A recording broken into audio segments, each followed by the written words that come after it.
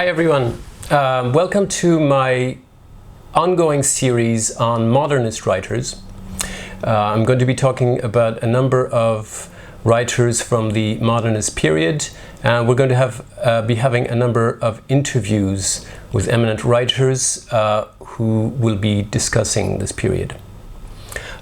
We most notably have a very honored guest here on the show.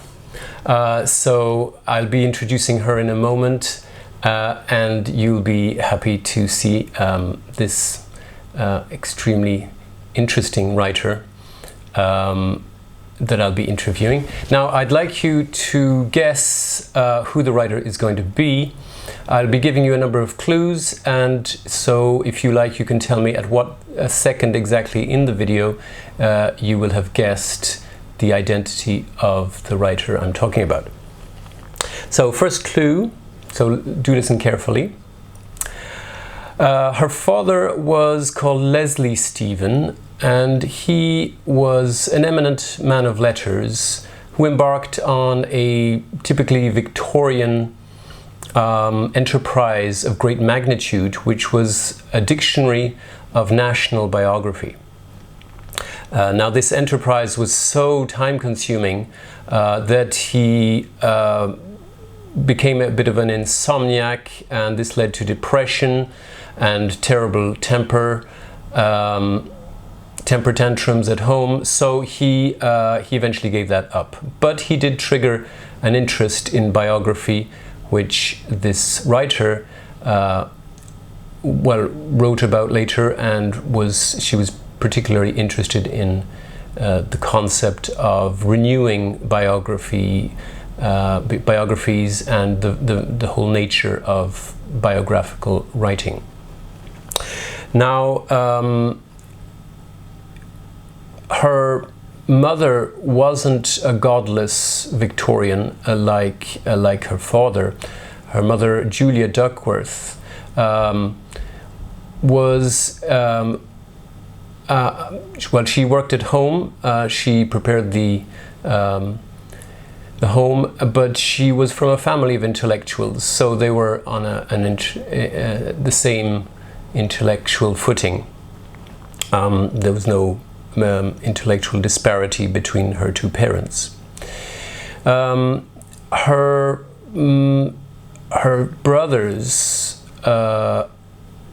played a large role in her life, not just a positive role. One of her brothers, Gerald Duckworth, did publish her first two novels, but Gerald and George Duckworth, her half-brothers, also sexually abused her, and this had a huge impact on her mental health throughout her life.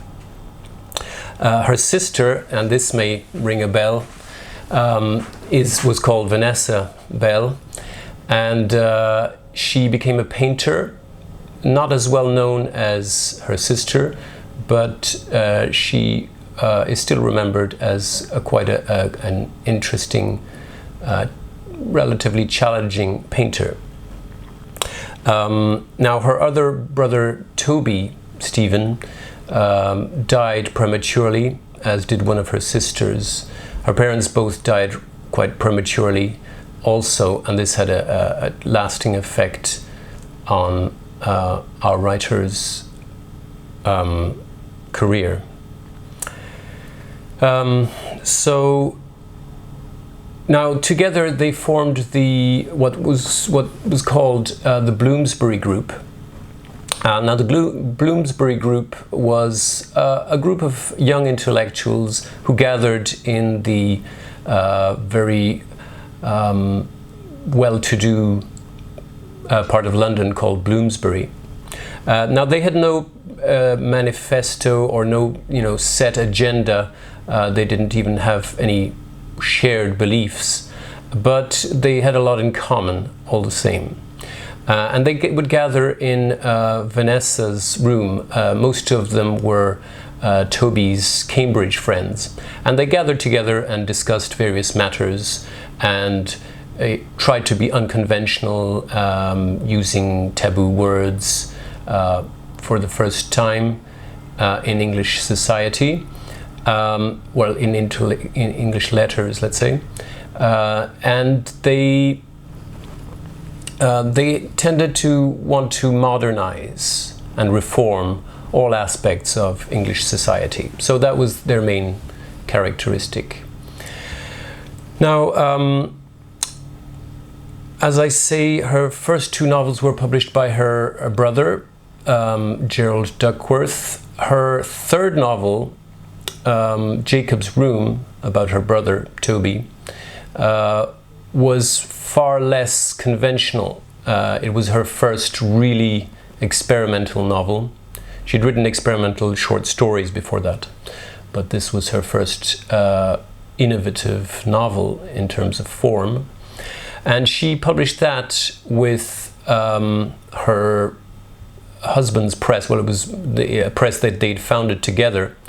Her husband, Leslie Woolf. And so they created this press called Hogarth Press, and it freed Virginia. It allowed her to write exactly what she wanted in the way she wanted to write, because as you can imagine, it wasn't easy to publish in those days. Modernist texts became acceptable and were increasingly popular as the 20s moved on, but they initially it wasn't that easy to publish them. So with the Hogarth Press, she was freed to write experimentally, and she actually achieved quite a lot of commercial success with this press. And her later novels, like Orlando, was a commercial success, and so was The Years, The Waves, and her later novels. So just to give you a brief outline of her novels, and she'll be explaining them to you in a moment, and explaining what she means about certain aspects of her novelistic work. Now, her first novel was called The Voyage Out. It was published in 1915, and it was written in 1912 and 1913, but it took a while to publish it. But so it was a novel in which the heroine was sexually repressed and fearful of sexuality, and she meets a young man in South America who is an aspiring writer, writing his first novel, and he is interested in writing a novel about a concept, which is silence.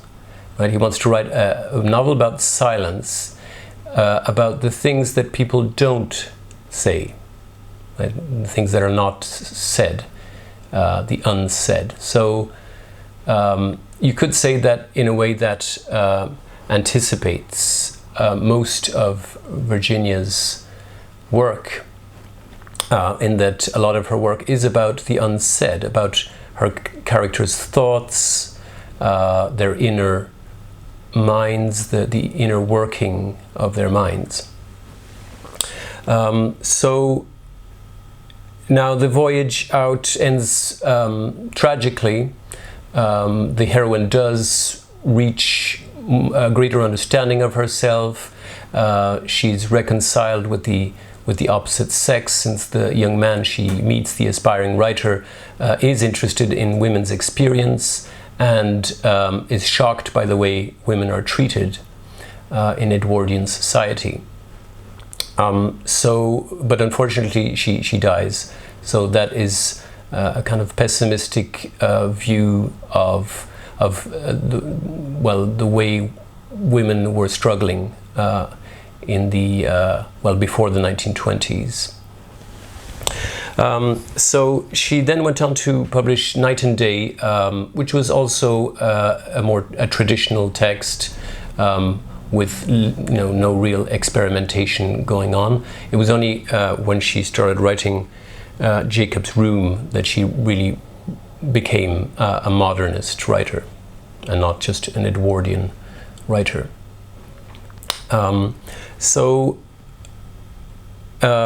Now, Jacob's Room is a text in which the main protagonist, Jacob, who's modeled on her brother, Toby, becomes suicidal, and we see what he goes through, the psychological tensions, the distress. And it's been said that this novel is a kind of working through of the trauma of the First World War, a kind of belated working through of the horrors of the First World War and the tragedies, the traumas inflicted by the deaths of her siblings and parents on her. Now, her next major landmark was Mrs. Dalloway, and those who haven't guessed that we're talking about Virginia Woolf at this point will know that Mrs. Dalloway is probably her best known text at the moment, probably because of the film The Hours. She wrote, so this was in 1925. It was published in 1925, the same year as Scott Fitzgerald's The Great Gatsby. And so now her next most famous one is, and probably the one that's seen as her masterpiece, and I would argue that it is also, is To the Lighthouse. She then went on to publish The Waves in 1931. Now, The Waves is probably her greatest departure from the middle period of novels in which she tried to explore psychological realism. The Waves tends to be very lyrical but not representational. It doesn't try to represent in any believable, plausible way how human beings think. So there is a certain abstraction, a certain non-representational way of depicting human beings, probably influenced by developments in painting like Cubism and that kind of work. So now that you've guessed who she is, well, I've said it, I'd like to introduce our very esteemed guest. So if you could come, yeah, hi. Hello, nice, very nice to meet you. So thank you for coming to see us, Virginia. Virginia is here for her very first interview since she died, and she's told us that she's very glad to be on the show.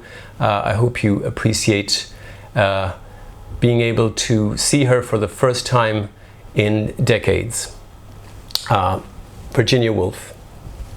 Would you mind just stepping into the in front of the camera, because you look a little bit shimmering and ghostly there. So I think it'll give our viewers a chance to have a better look at you. Thank you. Thanks. So I think my first question will be about one of the most intriguing things that I've read in your work, which is a puzzling statement that you made in your essay. Well, it's actually a book called Mr. Bennett. Now you said, and this has puzzled quite a few other people too, you said that on or about December 1910, human character changed. Now, that's quite an extraordinary claim to make. I mean, could you explain what you meant by that? Well, all human relations have shifted. Those between masters and servants, husbands and wives, parents and children. And when human relations change, there is at the same time a change in religion, conduct, politics, and literature. So so you think this change occurred before the First World War in 1910? I mean, war, of course, has tended to liberate women, even as early as the Crusades, right? In troubadour times, certainly. When the Crusaders were away, women were given much more say in the running of society. But even in the 1920s, when my grandfather was a boy, children weren't actually allowed to talk at the dinner table. So how free were they really? Well, of course, I'm being partly facetious about the precise date. A little joke of mine. I thought it would send critics running, to their history books. Now, I may have been influenced by Roger Fry's post-impressionist exhibitions, those he organized in Britain in 1910 and another one in 1912.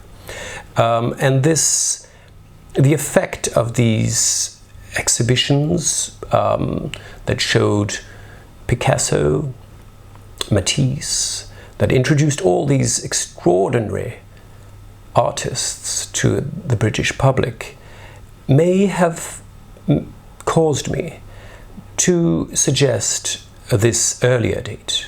But I agree that the First World War was certainly a liberator for women to a certain extent, and allowed women to obtain the vote during the 1920s in Britain. Well, first in America and then in Britain.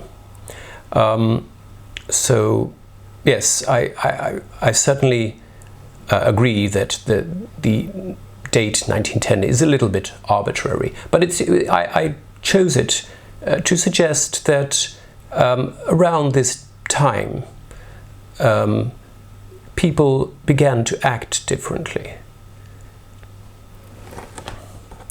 Okay, well, thank you for that very, very interesting explanation. Now, I have another question about a phrase that you used, which is moments of being. Now, can you tell us what you mean exactly by this expression, moments of being? Oh yes, of course. Now, by moments of being, I meant the moments in which we are conscious of ourselves or of life in some new way. It's a little like James Joyce's epiphanies. Epiphanies are these kind of literary moments where everything is heightened, where the ordinary, where the mundane is heightened and given a kind of spiritual intensity.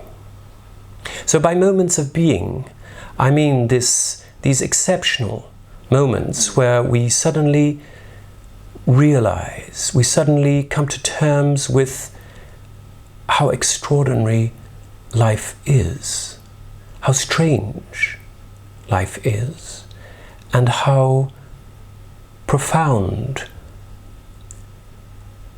it can be to explore the mind, the inner recesses of the mind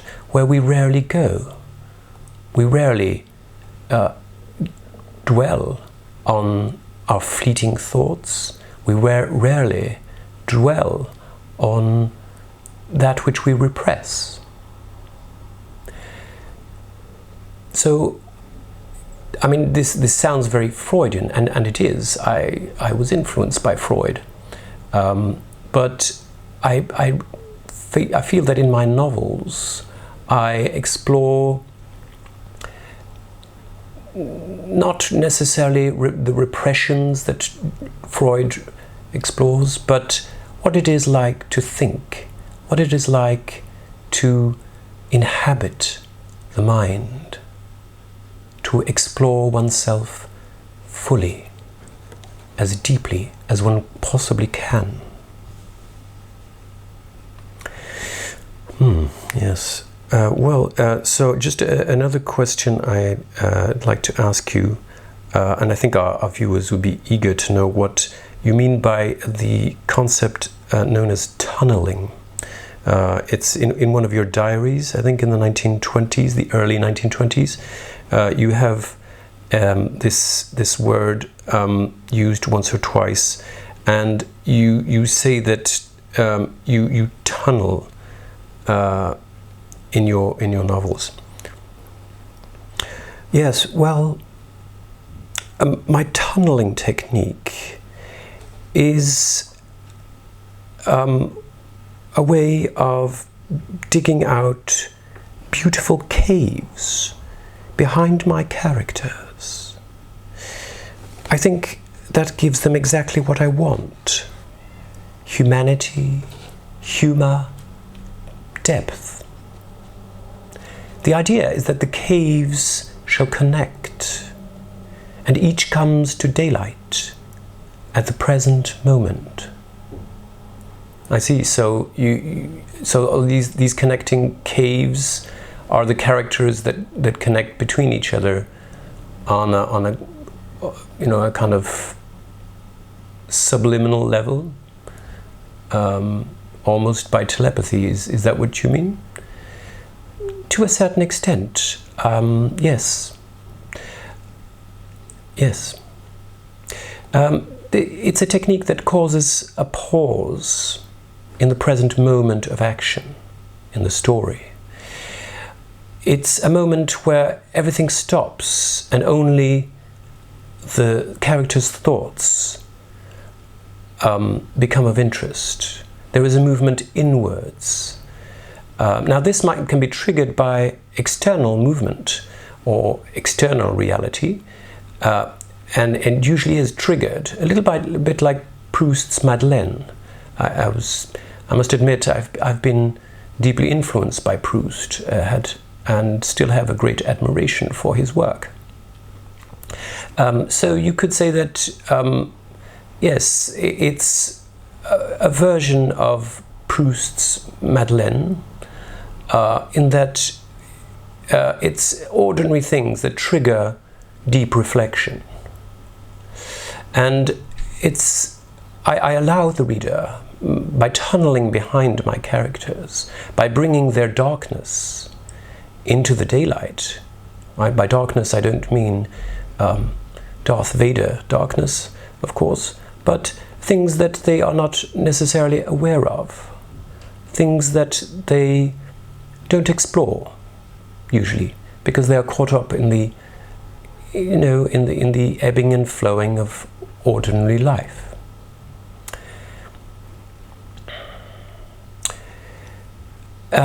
Yes, in my middle period I was above all eager to express a sense of psychological realism, and tunneling is my way of doing that. Okay, thank you. So you've said in another essay of yours called Modern Fiction that you dislike authors like Arnold Bennett and H.G. Wells, John Galsworthy. Can you tell us exactly why you dislike these authors so much? Yes, well, I feel that these writers, writing in the realist tradition, seem constrained in some way. They feel constricted by obligations, by an unscrupulous tyrant who has them in thrall, to provide things like plot, to provide comedy, tragedy, love interest, and an air of probability embalming the whole. Is life really like this? Must novels be like this? Yes, well, but H.G. Wells, his Time Machine and The Island of Dr. Moreau and The War of the Worlds, they're hardly probable scenarios, are they, though? Yes, but you know what I mean. They're obsessed with conventional concerns. You mean they don't explore the working of the mind? Yes. They impose artificial order on the disorder of existence? Is that what you're saying? Yes, well, the mind receives a myriad impressions, an incessant shower of innumerable atoms.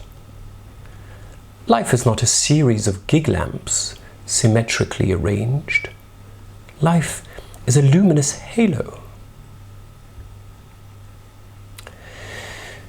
Yes, well, so you're particularly impressed with Joyce's latest novel, Ulysses. Oh yes, yes, he seems to be an infinitely more spiritual writer. He really explores the life of the mind, the way the mind works. I think it's the writer's duty to record the atoms as they fall upon the mind in the order in which they fall. Let us trace the pattern, however disconnected and incoherent in appearance. Let us not take for granted that life exists more fully in what is commonly thought big than in what is commonly thought small. It seems to me, however, that this antithesis you set up is a little reductive. I mean, Joyce's novels complicate this opposition between spiritualism and materialism. Joyce emphasizes the working of the body in a very physical, material way. You know, in Ulysses, there's that famous toilet scene, and there's another masturbation scene that got the book banned in several parts of the world. Yes, I must say, I don't quite approve of that aspect of his work. I must have a slightly Victorian sensibility lurking inside me. Okay, I think I should go. I need to go back to the underworld, if that's okay. Oh, sure, yes, of course. Thank you very much. Thank you very much, Virginia. Goodbye. Goodbye.